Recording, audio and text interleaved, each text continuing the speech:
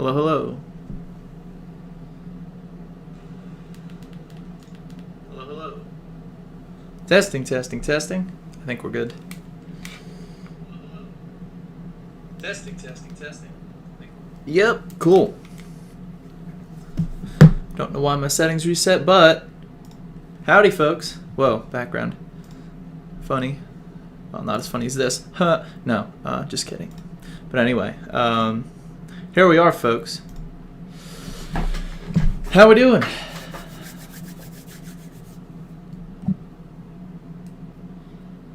Hope everyone's doing well. A little bit of a crummy day out, right? Gray skies, not very sunny. Kind of cold. Yeah. 48 and 100% chance of precipitation today. Oh. So be it.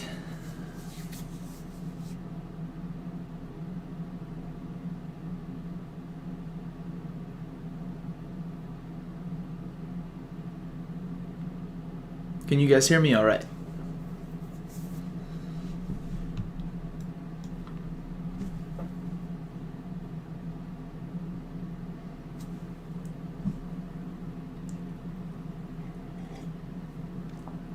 Cool. Oh boy, a whole 5 people already.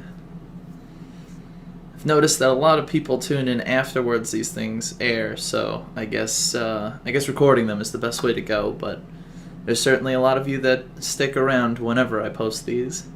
Also, just to give you a heads up, I pushed this stream back a little bit to the afternoon today because I was hoping that the AP Central website, which they said they would do, with the refresh, maybe they just did. Oh, geez. Ooh, text. Turn my phone off. Sorry, folks. Whoa.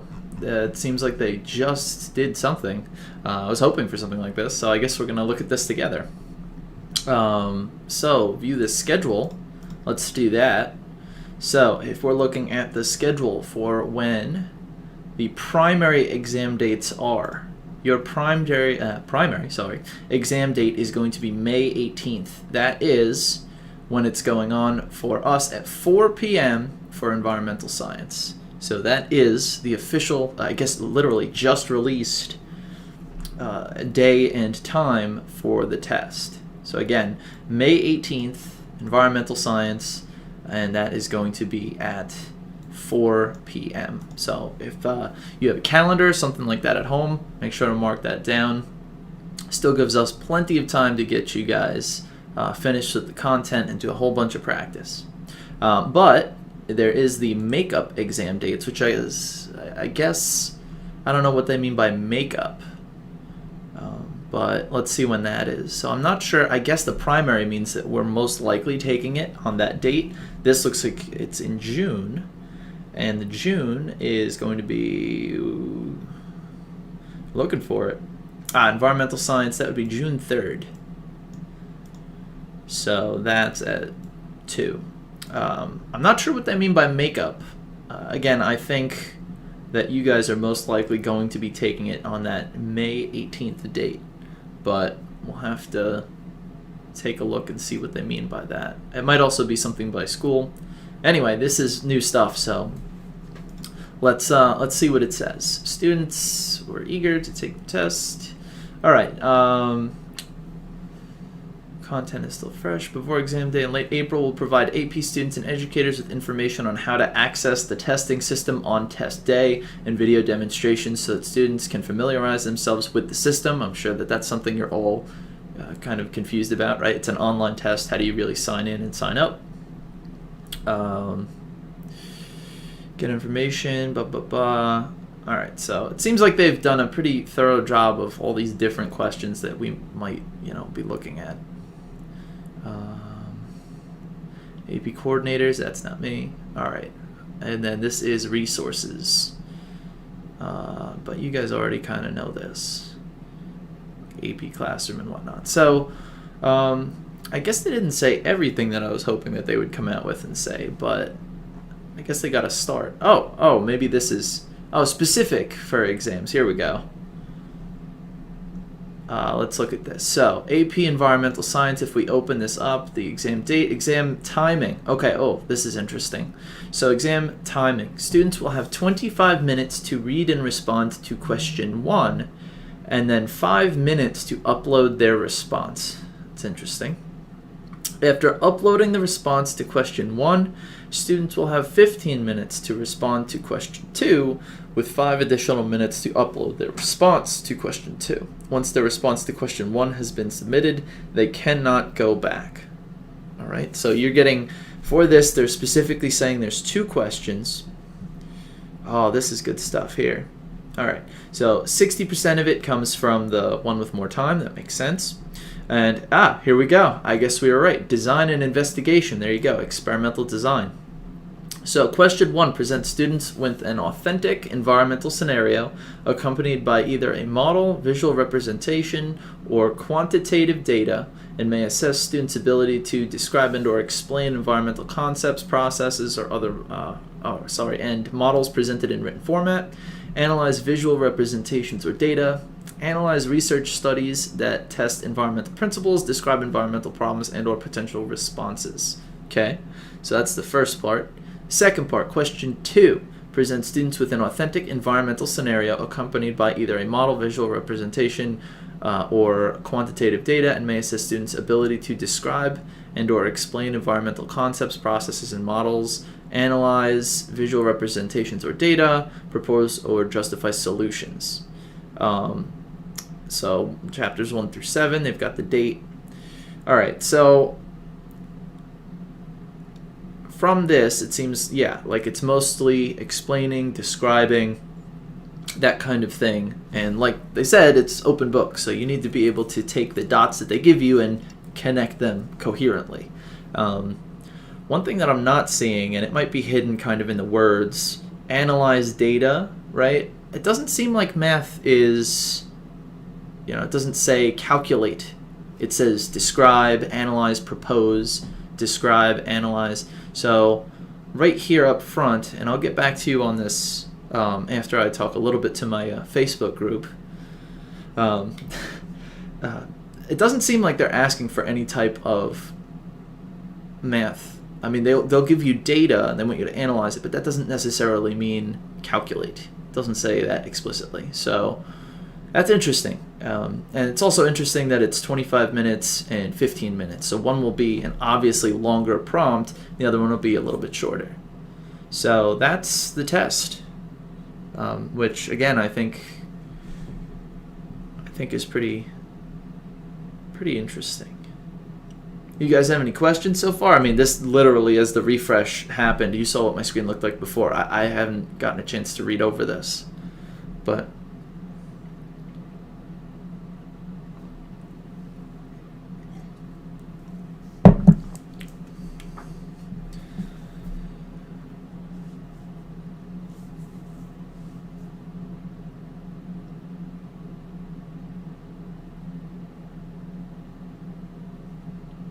no questions about the wording, the time, any of that stuff?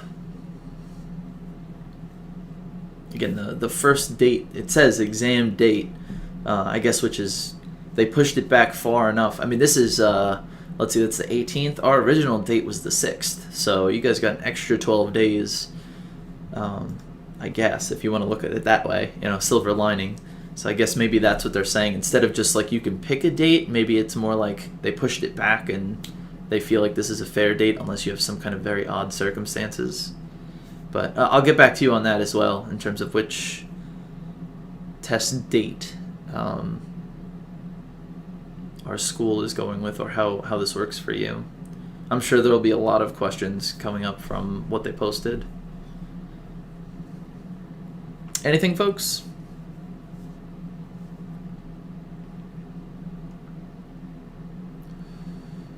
Does the time roll over into the next question? It doesn't seem like it, right? They have 25 minutes to read and respond to question 1, then 5 minutes to upload. after uploading the response to one, you'll have 15 to respond to two. So from what it looks like, as soon as you're done with one, that's it. It's not like it's rolling over of time. You have this much time for this, that much time for that. So I suppose if you do it early, there's not necessarily a benefit. It's not like you can do the first one in some amount of time and then roll it over. Good question, though. That's what it seems like. Yeah, and it says once the response has been submitted, you can't go back either.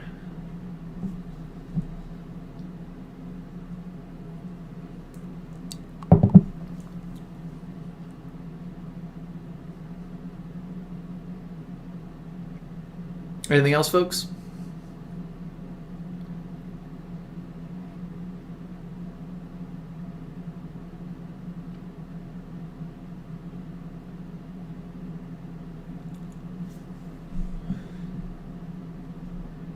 Do you think we can still type the answer in that 5 minutes to upload the answer?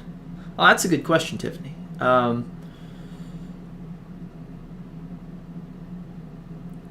From what it looks like, I don't think so. All right, because it says you have 25 minutes to read and respond, and then 5 to upload. So you have only so much time to read, respond, and then I guess click send.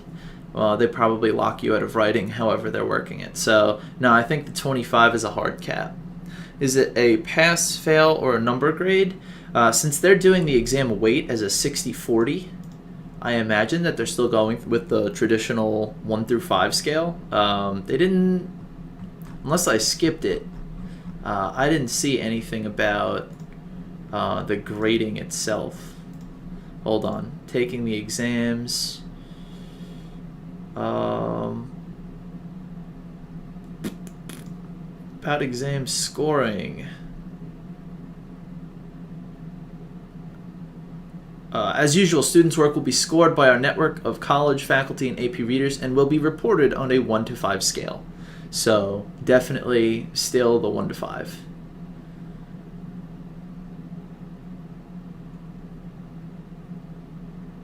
Oh, this is cool. To help support teachers in schools that are struggling to collect and score student work for course grades, will provide any AP teacher with their students' responses from the online exams by May 26th. Administrators and teachers can individually determine whether they'd like to use the result locally as part of a course grade or as a final exam. I'm not sure what our school's going to do, but that's certainly interesting.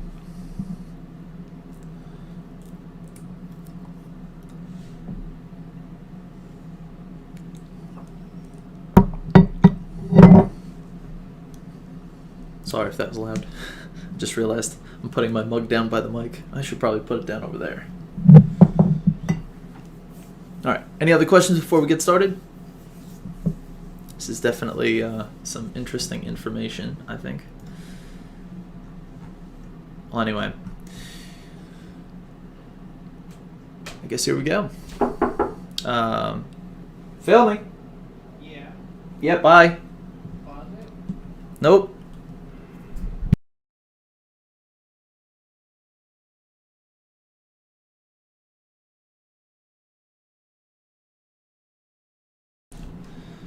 All right, so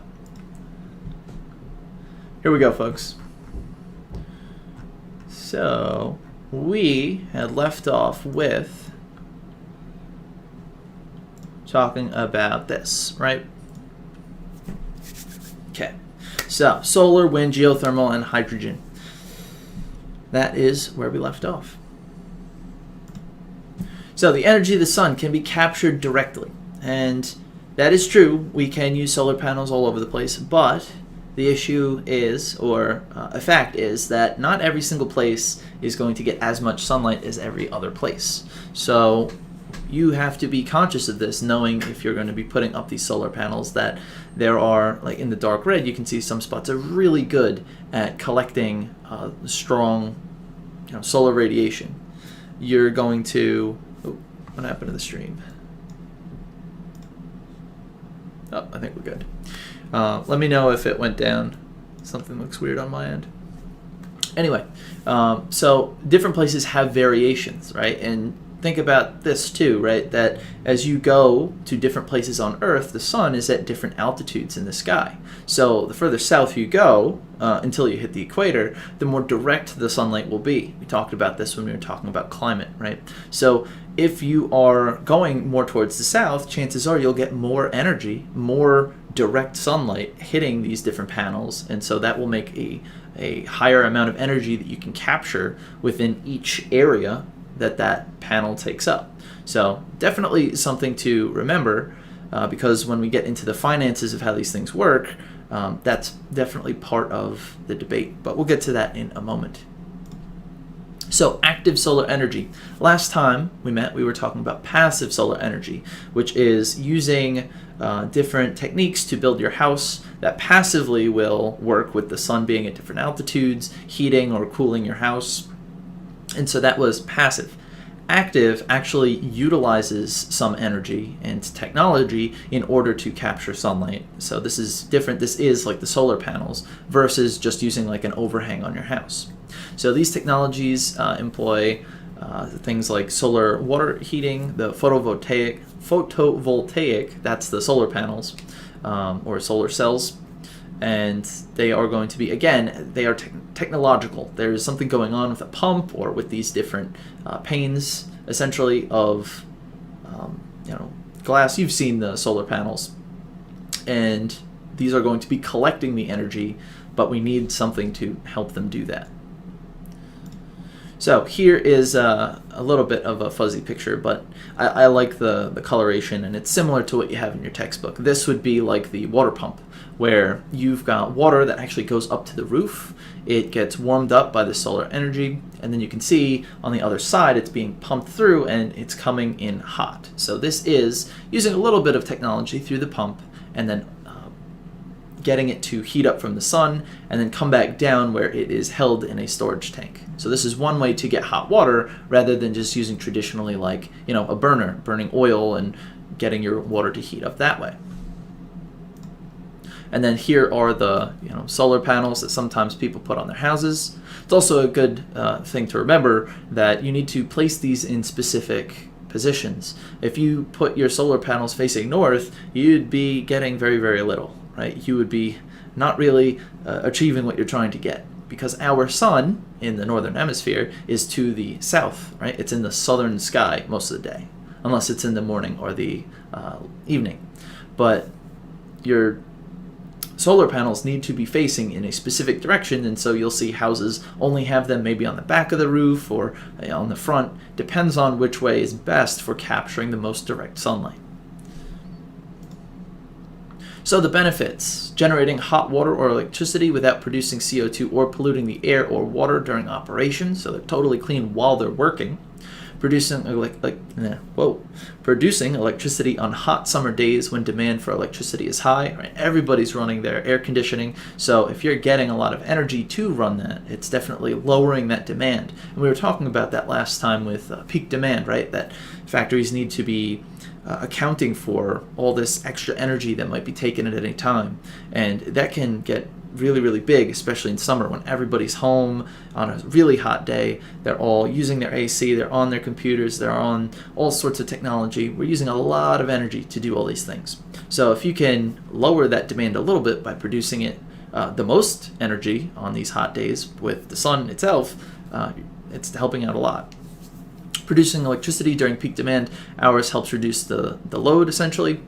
A photovoltaic system may be less expensive than running electrical transmission lines to some home sites. That's also true. But we'll see with where you are, that definitely depends. So here are the drawbacks. Photovoltaic, I cannot say that word today. Photovoltaic solar panels are expensive to manufacture and install, right? These are high-tech panels, and they keep evolving and becoming better and better, but they're also, couple $1,000s to actually install and have on your house. Manufacturing requires energy and water and involves a variety of toxic metals and industrial chemicals, so it's not perfect. If you're making these things, it definitely has some cost. Running it is clean, but the manufacture definitely is not.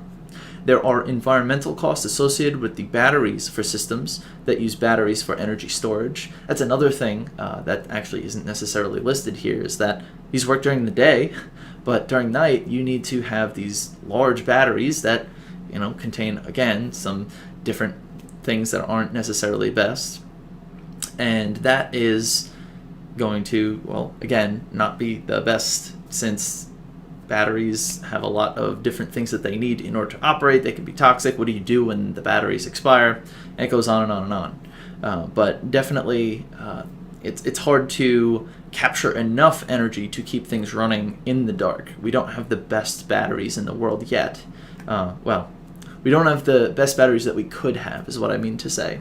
Our storage capacity, and we'll get into this in just a moment with Tesla and the electric cars, the batteries only last 300, 400 miles, and that's our premier top-of-the-line batteries. We have not come to the technology to take in all this solar energy and really store it well. That's definitely a field that if you go into, not only is it very needed, but there's probably also a ton of money in getting batteries to evolve and become better, and that'll definitely help bring more of these green technologies forward too. Anyway, the end-of-life reclamation and recycling is another potential source of environmental contamination, since you're using toxic metals and chemicals to make these things. When you are trying to get rid of them, they still have that stuff, so definitely another issue. So as I was saying with Tesla, right, there's the Tesla truck, right, the Cybertruck, and the cool thing about it is it's got that really nice long angular back to it, which they are going to be putting solar panels on, which is great.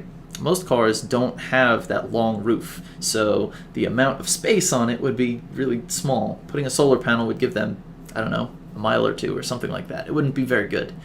But this could, they say, generate about 15 miles per day, or possibly more, again, depending on where you are. So it's pretty neat that they're trying to get more of these technologies going. This is from November 22nd, 2019. We've had solar things in the past. There's been competitions with tech people trying to make these solar cars go across, I think it was Australia. So we've been tampering with these things, but the big idea is how do we bring this to the public, and how do we make it work well? What happens if all of a sudden, if you have it only on solar, it gets cloudy? These things need to have a storage spot. I mean, the tech is insane. But anyway, so that's just a little bit about solar power. And something else I forgot to mention was another thing that goes back to the map we were looking at. If you put up these solar panels, which are pretty expensive, depending on where you are, the amount of time it takes for you to actually accrue the money that you spent on it and then get gains, it depends on where you are. So if you're in that deep red, maybe it only takes you, 7 years to recoup, the couple grand that you spent on solar panels, and then you're finally making money on it by now generating enough electricity. But if you're in the green, or the yellow by us, it might take you a little bit longer. And that could take a really long time if you're looking at just the economics of it. Of course, it's easier and not easier, but it's better for the environment to switch to solar. But if you're looking at it as just a cost for how much you're getting out of it, it might take 12 years or 15 years even to get your payment back. So there's a video there. All right. Moving on to wind. So wind energy is the most rapidly growing source of electricity, though it's not the largest. What do we mean by that? So it really is I guess you could say a newer thing, but it's gone from nothing to something pretty quick. Everything else has evolved over time. So it's really, really growing, but it's not the largest of all these green energy sources. Wind energy is energy generated from the kinetic energy of moving air. Wind energy is the fastest growing major source of electricity in the world. So, two different things here. The wind capacity, how much energy is actually being made from wind, and then percentage of a place's energy generation by wind. So Denmark, if you look at B, is more than 25% wind energy. So that's pretty cool that a large amount of their energy in their country is just from wind itself. They just have the correct environment for it. And then China, though they are primarily burning a lot of coal, they still do generate a lot of wind energy. You can see there in the gigawatts, they're over 70. So there are places that use a lot of it, but the percentages, like if you look for us, we generate a ton, right? About 60 gigawatts, but if you look at the percentage, it's still only about, I don't know, what is that, 6% of our total energy. So interesting to think about, for sure. Generating electricity from wind, how's it work? Guess what, guys? Turbines. So a turbine that converts wind energy into electricity. The blades of the wind turbine transfer energy to the gearbox that transfers energy to the generator. Wind turbines on land are typically installed in rural locations away from buildings and population centers. Also, they're typically in places perhaps like between mountains that funnel the wind into them. I've definitely seen some in upstate New York, and I'll show you some pictures. Turbines are typically grouped into wind farms or wind parks, and it depends on the area, right? If there's an area that's just generally more windy, they'll put a whole bunch of different turbines there, and it helps them for maintenance and things too. So how does it work? Well, it spins around, spins that turbine, which is connected to a generator, which generates electricity. So again, it's that same process, that same way that we're generating all this other stuff, just instead of using steam, we're just having the wind naturally do it. The gearbox is important because of the different speeds that this thing is turning. So it makes it so that however fast it's going, it can capture the most energy. Also, at the bottom, it notes there that there is a motorized drive. Wind does not always come from the same direction, so it does use a little bit of energy to orient itself wherever it's going to be getting the most energy as well. So here we have just like what a wind farm would look like, right? You can see this looks like it's either on a mountain or on a hillside, right? It looks like the land just kind of falls off. It's also the angle of the shot, but that's what they look like. They're pretty tall. Usually light color. So advantages. What are the advantages of this? It is a non-depletable and free energy resource. After manufacturing and installation, little energy input other than wind is required. Wind-generated electricity produces no pollution and no greenhouse gases, and wind farms can share the land with other uses, right? They're not using all of the land underneath them. They can still have a whole bunch of other things going on.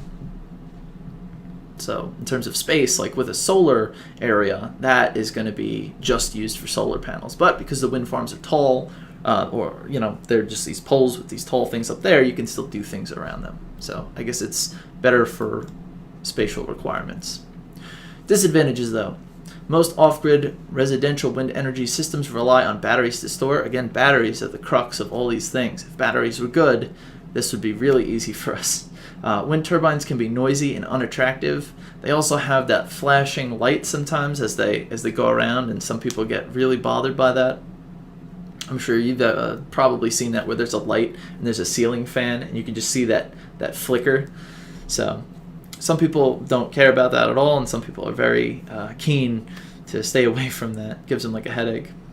As many as 40,000 birds are killed by wind turbine blades in the United States each year, so potential for that is not so good. Bats are also killed by wind turbines.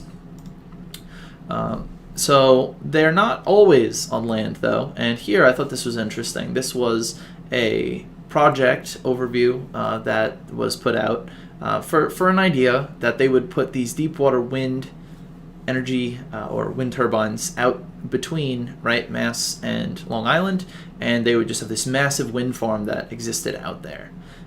There's been always a talk about wind farms from not on the shore but off the shore. They call offshore wind farms, and I think Long Island has been battling. People don't want to look at it; they don't want to see it off the coast. But we've had nothing solidified as of yet. This is just an idea, and that's where it would be. But it's a constant battle between not only people's concerns for looking at these things, but also you're building in the ocean, and you might be disturbing some of the marine life there. And some people counter that with, but over time it could build a new reef in that area since it's got this structure to build on. So it's in a big debate as to whether we should or shouldn't have these things. And I don't know. In the future we might, but they also said that we were going to get a bridge going to Connecticut at some point. So who knows these days with these projects. video, you can watch that on your own time, a little bit more on some of these things. All right, that brings us to geothermal. So with geothermal, heat energy that comes from the natural radioactive decay of elements deep within the earth. Geothermal energy can be used directly as a source of heat. Many countries obtain clean, renewable energy from geothermal resources, and that includes the United States, China, and Iceland. So what they're doing is they're using the energy from the earth itself, not necessarily, well, in some part the sun, but deep down, if you go really deep, there is heat within the earth. It does not get freezing cold as soon as you go down. This is why if you ever go in the wintertime into like a cave, which I don't know how many people have done that, or like if you go into a mine, it's usually like 50 degrees, even when it's like 30 outside. And the reason is because of this geothermal energy. It's just not that cold under the ground. There is energy trapped in there. So what do? They use these ground source heat pumps, and they're taking water and they are circulating it from down and bringing it back up.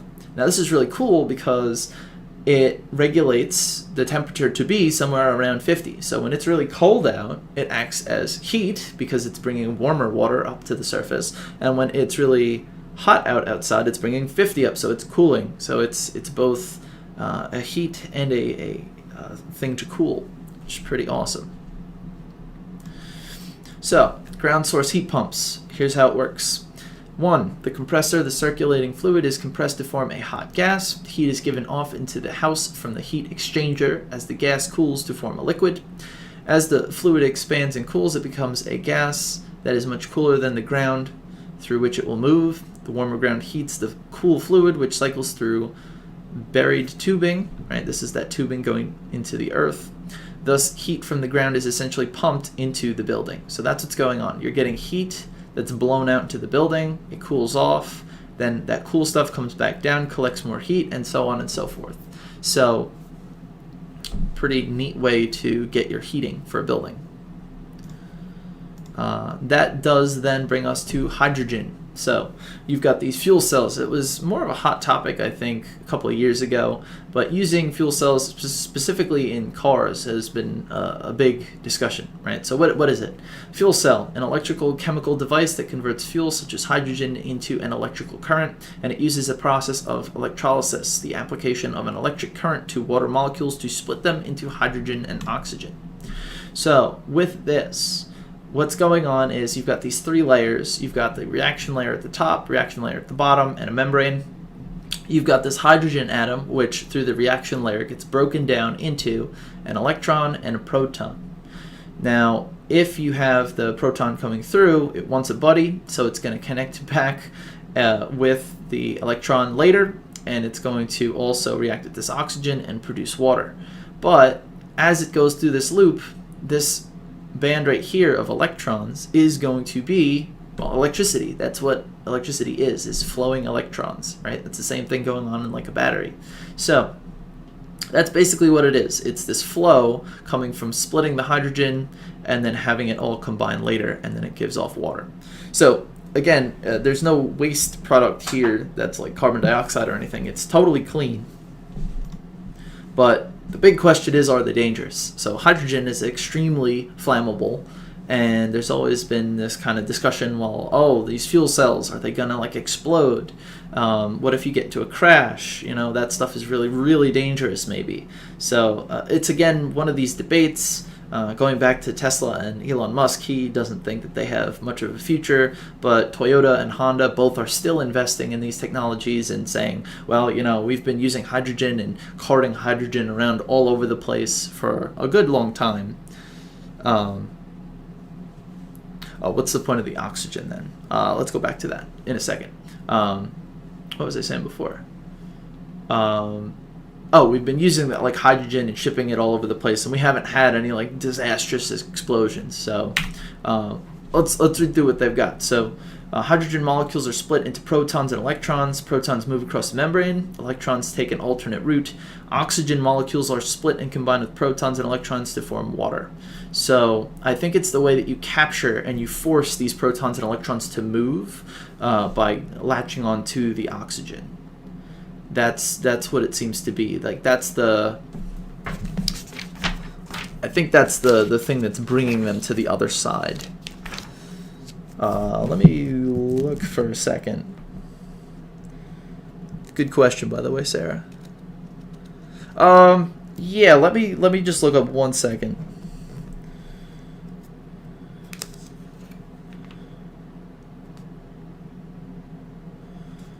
I'm pretty sure that that's kind of what's going on.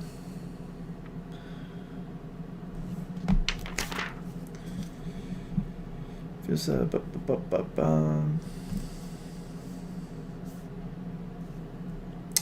doesn't say explicitly, but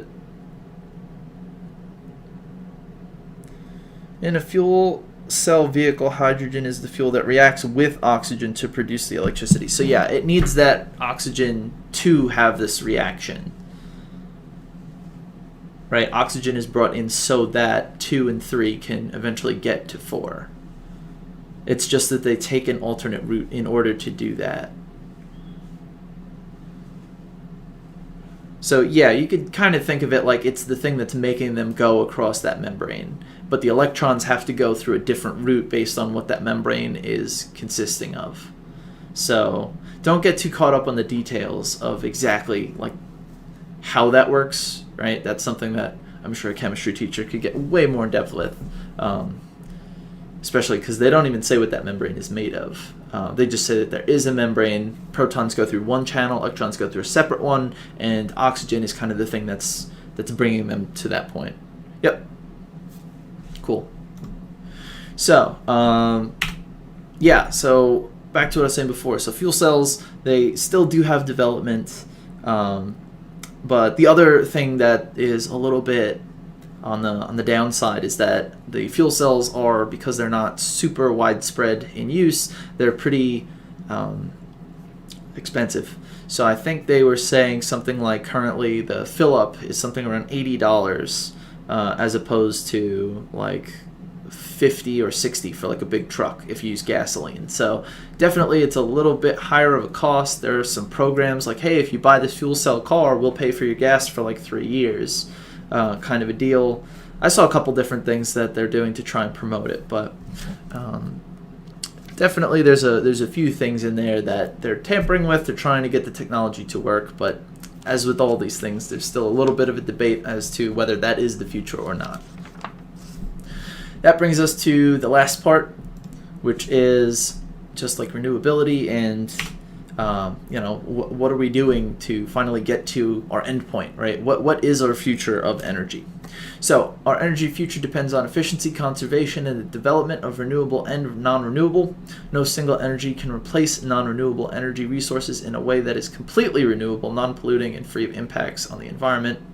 So we need to diversify. We need to have all sorts of different things so that we can get all the energy we need. A sustainable energy strategy must combine efficiency, conservation, and development of all these different technologies.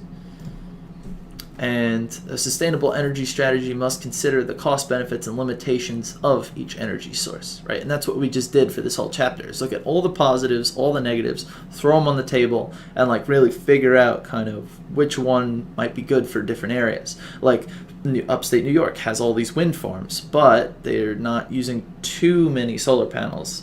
Whereas other places would love to have solar panels, but don't really have the wind to generate really enough energy to make that economically feasible. So different places definitely need to have different tools in their toolkit to provide energy. Convenience, reliability, and logistical considerations are also important. We were just saying that. And then the last thing that this chapter talks about is smart grid, which is an efficient, self-regulating energy distribution network that accepts any source of electricity and distributes it automatically to end users. So there's a couple videos I have about that. And the way that this works is that a smart grid optimizes the use of energy in a home by continuously coordinating energy use and energy with availability, where you've got all your different things, or appliances, I should say, that are tapped into this smart meter, and it would be regulating and looking at your usage, and it would make it so that the companies who were generating electricity would have a better idea of how much is actually being used. Because right now they operate at this flat level of being over, right? They don't want to have a crash where people are trying to use electricity and they can't get it. So they work over to make sure that they can accommodate for however much energy we need at any certain time. With this, the idea is that if they monitor every single thing that you're doing in your house in terms of your appliances and all these different things that use electricity, they can get a better idea of the total amount and they can run more close to the number and they can monitor that in real time. So that would be the idea, that they would be trying to cut that 15% overage down and just be more efficient overall. But this does come with some skepticism. So though it's a great idea in concept, many people don't want people looking inside their homes at what they use energy for. An introduction of a grid might also force users to have appliances that communicate with it, which some see as overstepping government boundaries. Right? This is a program that has been thought of as, or pushed out by the government, like they should be doing this with all the different companies. So some people don't like that, right? They don't want people knowing exactly what they're doing and how they're doing it, and some information is on these appliances as well because it's connected to their energy account. So that also leads to the next part, which is a fear of hacks into the digital signals of their equipment that might be either giving them some of their home data. It could tell them whether people are home or not if you see that there's a decrease in the amount of energy use. So there are all sorts of ideas as to whether this is a good or a bad thing. It definitely could make the system super more efficient, but how exactly they would do that and make sure all that data is protected is kind of up in the air. So those are some of the ideas. So that is basically it for chapter 13, folks. Do you have any questions?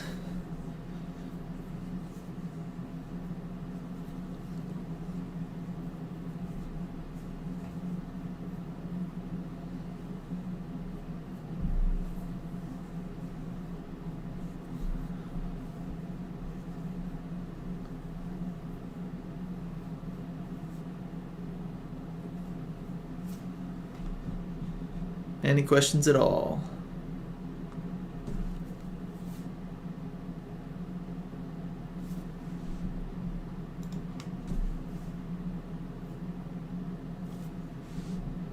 Oh, right.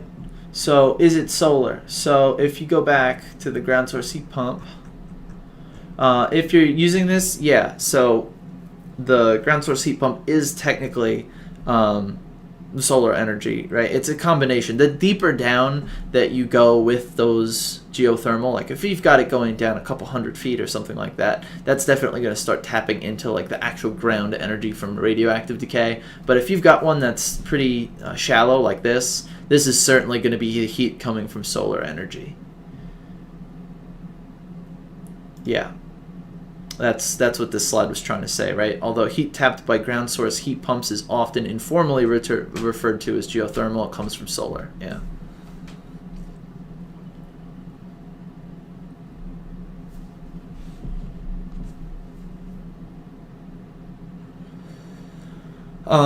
If they were to specifically ask you this, you could make that distinction and say the surface, yeah, you probably could, use it for a solar example. Not you'd have to be explicit and say it is solar energy, but is it active solar? I wouldn't group it like that. I would call it geothermal, and then if they ask you for a source, say explicitly, if it is, a shallow pump, that it is getting its energy from specifically the ground heating up from sunlight. Yeah, this is one that's, as always, be as specific as you can be, right?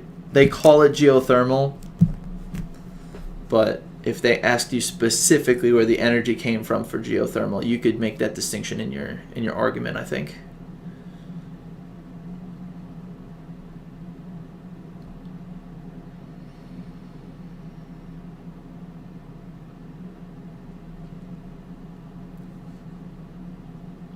Anything else, folks?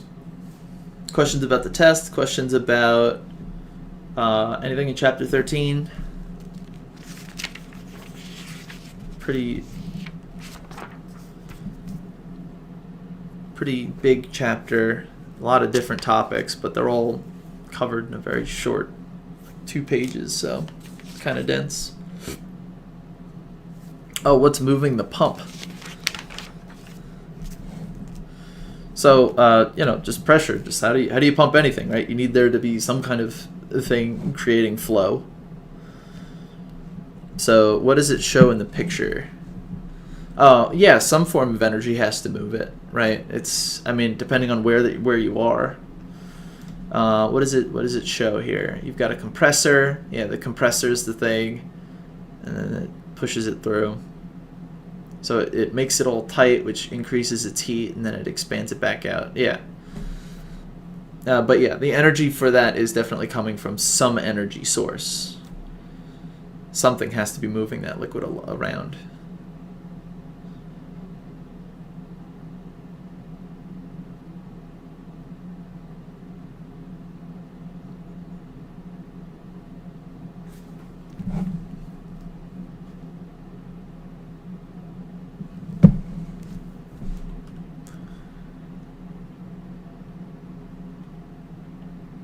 Oh, so the compressor here, think of the word compress, right? Squeezing. So it squeezes these hot liquids and then pushes them through, and that's going to make them actually even more hot, right? Squeezing things makes them hot, and then as you expand things, think about air, right? We were talking about the air. If you have the air condensing, it heats up, and if you have the air expanding, it cools. They're doing the same thing to the water here. They're compressing it, they're pressurizing the water, and then sending it through that heat exchanger.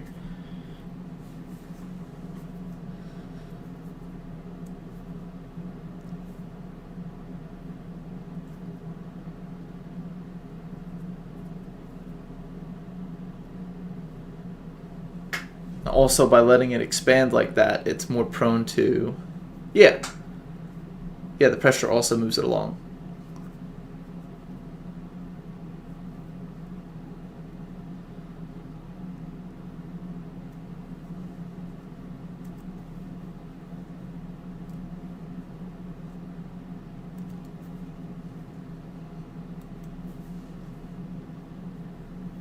Well, you need to power it with that compressor, right? Or you need to.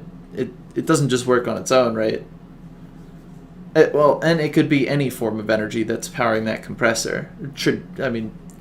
If this was just in your house, if you had geothermal at home, you'd probably be using fossil fuels in some small bit to get that compressor to work, right? The compressor needs an energy source to compress. It's a mechanical thing.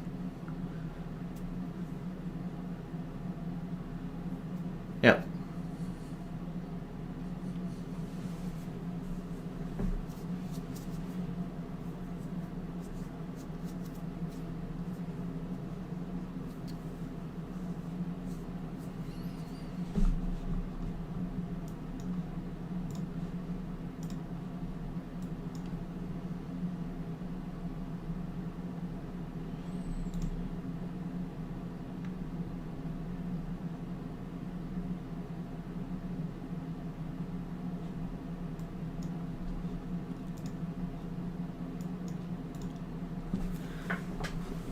Anything else?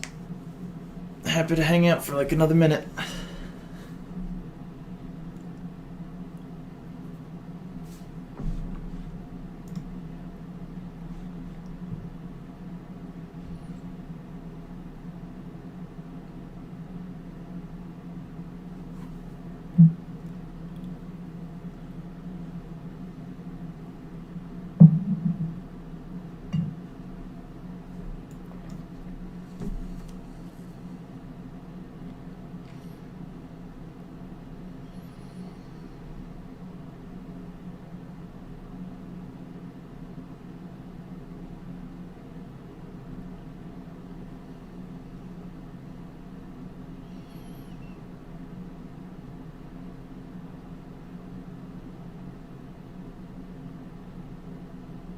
Oh, well.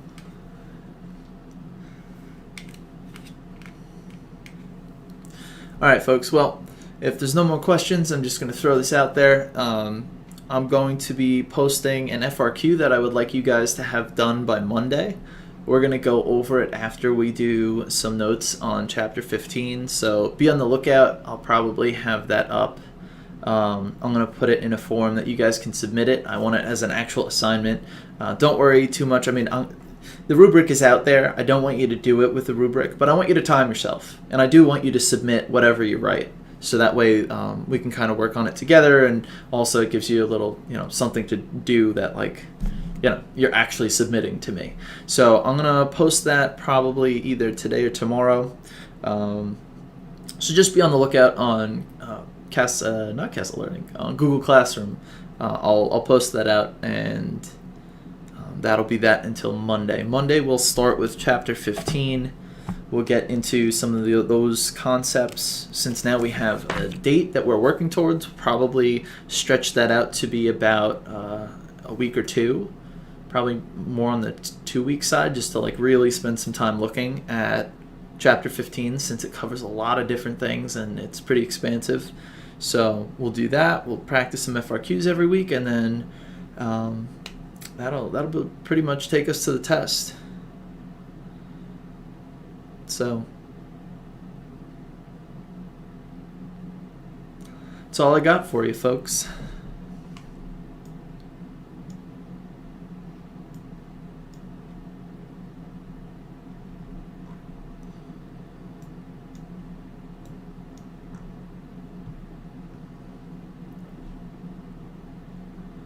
All right, well, then if there's no more questions, you can always reach me through email. You can ask me questions on Google Classroom, and I'll be happy to answer.